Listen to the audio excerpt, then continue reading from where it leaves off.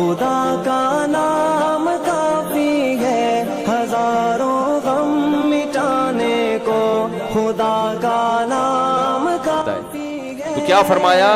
بدگمان مت ہو۔ اور ایک اور آخر میں کیا فرمایا؟ وَلَا تَجَسَّسُوا، یہ بھی بہت اہم حکم ہے جس پہ آج لوگ عمل نہیں کرتے۔ تجسس مت کرو، کسی کی ٹوہ میں مت لگو کہ کون کیا کر رہا ہے، کس کے گھر میں کیا ہو رہا ہے، کس کی بیوی اور میاں کے تعلقات کیسے ہیں، کس کی بیوی گھر میں ہے اور کس کی کے کو بھاگ گئی، کس کی بچی کے کس سے کتنے تعلقات ہیں، فلاں کی حرکتیں کیا ہیں، تنہائی میں کمرہ بند کر کے کیا کرتا ہے، صحیح ہے نا، چور تو نہیں ہے، بلا وجہ کی جیسے آج کل ہو رہا ہے، موبائل میں کیا کیا چھپا کے رکھا ہوا ہے اس نے۔ موبائل لیتے ہیں استعمال کرنے کے لیے، ایک میسج کرنا ہے اور اس کے ان باکس میں سارے میسج پڑھ لیتے ہیں۔ خط بھیج دے دو کسی کو کہ فلاں کو دے کر آؤ، کوشش کرے گا میں خط نکال کے پڑھوں اور پھر ایسے پیک کر دوں جیسے میں نے پڑھا ہی نہیں۔ سب دل کے خراب ہونے کی علامت۔ کسی کی ٹوہ میں لگنے کی آپ کو اجازت نہیں ہے، کسی کے موبائل کے اس سے پوچھے بغیر اس کے ایس ایم ایس پڑھنے کی آپ کو اجازت نہیں ہے۔ کسی کا لیپ ٹاپ آپ کے پاس ہے، آپ کو اس کے لیپ ٹاپ میں جس کام کے لیے دیا گیا وہ کر سکتے ہیں، اس کے لیپ ٹاپ کے فولڈر میں جا کے دیکھنا کہ کیا کیا رکھا، ہو سکتا ہے اس نے اپنی بیوی کی تصویریں ڈالی ہوئی ہیں اس میں، یا چلو گناہ کی بھی ڈالی ہوئی ہیں، تو آپ کو تھوڑی اجازت کہ آپ اس کے گناہ پر مطلع ہوں۔ آپ کون لگتے ہیں بھائی اس کے کہ آپ جا جا کے اس کے گناہ پر مطلع ہوں؟ حضرت عمر رضی اللہ تعالیٰ عنہ رات کو کوڑا لے کے نکلتے تھے، ایک دن کہیں آواز آئی تو گھر کے چھت پہ دیکھا، یعنی آواز آئی نا کہیں گانے بجانے یا کوئی ایسے کہ اندازہ ہوا کہ یہاں کوئی گڑبڑ ہو رہی ہے، تو دیوار پہ جھانک کے دیکھا کہ بھئی وہ کچھ موسیقی تھی یا شراب وراب تھا، کیا تھا؟ حضرت عمر نے فرمایا گرفتار کروں گا ان کو۔ انہوں نے کہا اے عمر، کیا آپ نے قرآن کی آیت نہیں پڑھی وَلَا تَجَسَّسُوا، تجسس مت کرو؟ حضرت عمر ڈر گئے اور توبہ کی۔ حضرت عمر تو ایسے تھے جیسے ہی کوئی قرآن کی آیت پڑھتا تھا نا ایک دم پیچھے، انہوں نے فرمایا میری غلطی ہے۔ کسی کا گناہ سامنے آ جائے حکومت کے، پھر ٹھیک ہے سزا دیں، جا جا کے ٹوہ میں گھسنا کہ کون گھر کے اندر کیا کر رہا ہے۔ اب آپ گلی میں چکر لگائیں دیکھوں کسی کے گھر میں کیا ہو رہا ہے، مسئلہ تو نہیں ہو رہا۔ تو آج یہ بہت ہوتا ہے، کسی کو کسی پہ اعتماد ہی نہیں ہے۔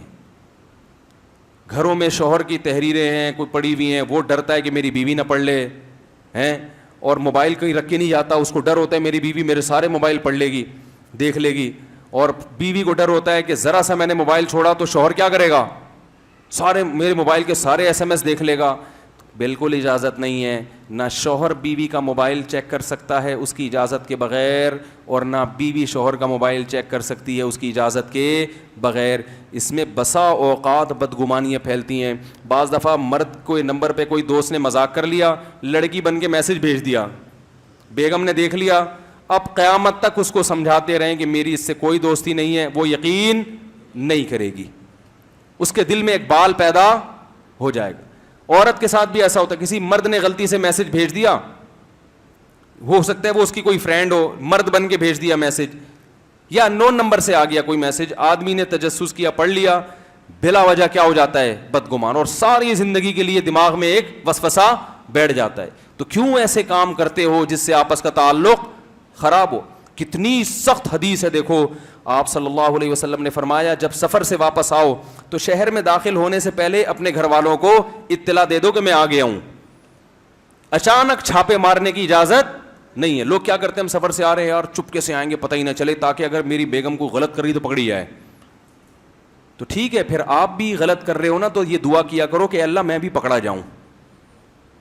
نہیں یاری بات میرا خیال ہے، یعنی پھر یہ نیت کیا کرو کہ اللہ میں جب بھی کوئی گناہ کروں تو کیا کروں، میں پکڑا جاؤں۔ تو جیسے بیوی کے بارے میں، اپنے بارے میں آپ نہیں چاہتے کہ میں کوئی غلطی کروں تو پکڑا جاؤں، تو بیوی کے بارے میں کیوں چاہتے ہیں کہ غلطی کرے تو پکڑی جائے وہ؟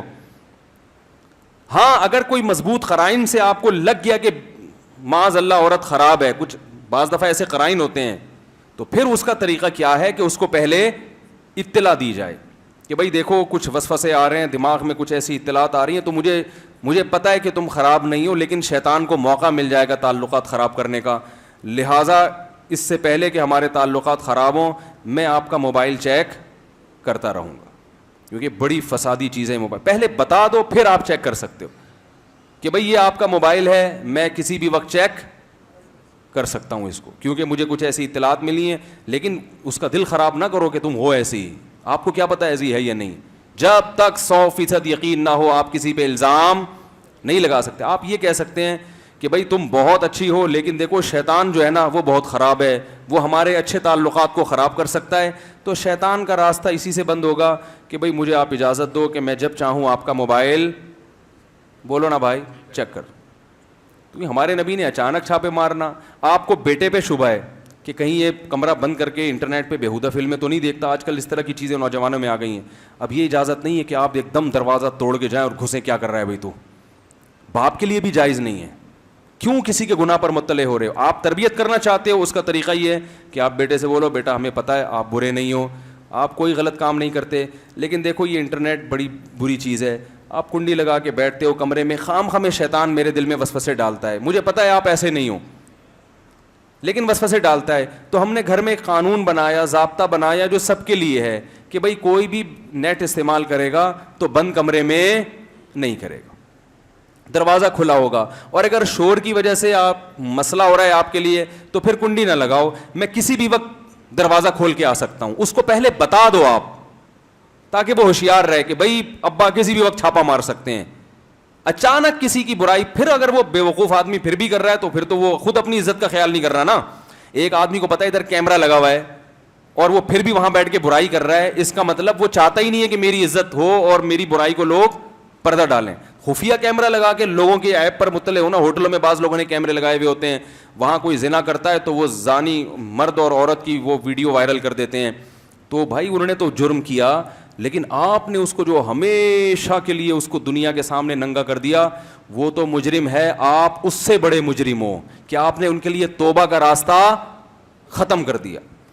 تو تجسس کی میرے بھائی کسی قیمت پہ اجازت نہیں ہے. یہ جو بعض لوگ علاقوں میں ہوتے ہیں ان کو ہر گلی ہر محلے کی خبر ہوتی ہے, یہ کوئی اچھی بات نہیں ہے.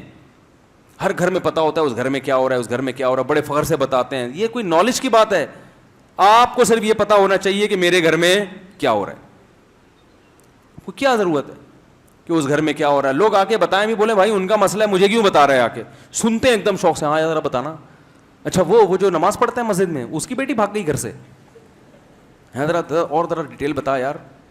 اچھا پھر آخر میں کہہ دے گا اچھا ویسے کسی کے معاملات میں پڑھنا نہیں چاہیے.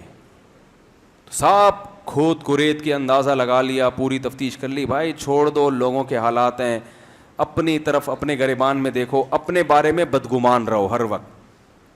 کوئی پوچھے وہ فلاں کیسا ہے, بولے بھائی مجھے تو یہ پتا ہے کہ میں ابھی تک ٹھیک نہیں ہوا, مجھ سے تو میری برائیاں چھوٹ ہی نہیں رہی. ہم نے تو ایسے اپنے اکابر بھی دیکھے ہیں کہ طلبہ اگر سبق یاد نہیں کرتے تھے نا تو وہ کہتے تھے یہ بھی میرا قصور ہے, میرے پڑھانے میں کیا ہے کوتاہی, یہ تو بہت ہی اعلیٰ درجہ ہے. وہ دوسرے کا عیب بھی کس پہ ڈالتے تھے؟ اپنے اوپر, کہ میری غلطی ہے. تبلیغ میں دیکھا نا, ایک دفعہ ہم جماعت میں نکلے ہوئے تھے, وہ اس کو سمجھا رہا ہے, گھنٹہ لگا دیا, وہ پھر بھی نہیں آیا. ٹھیک ہے, لوگ تو ڈھیٹ ہوتے ہیں نا. تو کہنے لگے اصل میں اس کا قصور نہیں, میری دعوت میں کمی ہے, میری دعوت میں اخلاص نہیں ہے, یا میری دعوت میں وہ جان نہیں ہے. تو ہر چیز کس پہ ڈالی جا رہی ہے؟ تب اللہ کی مدد آتی ہے. اللہ متواضع لوگوں کے ساتھ ہے. تجسس کرنا, دوسروں کے معاملات میں گھسنا اور تبصرے کرنا اور چھوٹی چھوٹی باتوں کو بڑھا بڑھا کے پیش کرنا, ان لوگوں کو اللہ پسند نہیں کرتا. تو کیا فرمایا؟ ان بعض الظن اثم, اے ایمان والو بہت سے گمان کیا ہوتے ہیں؟ گناہ ہوتے ہیں جو حقیقت پر مبنی نہیں ہوتے. جب اللہ نے کہہ دیا کہ بہت سے گمان حقیقت پر مبنی نہیں ہوتے تو یقیناً مبنی نہیں ہوتے ہوں گے. تو اس کا بڑا خیال کرنا چاہیے.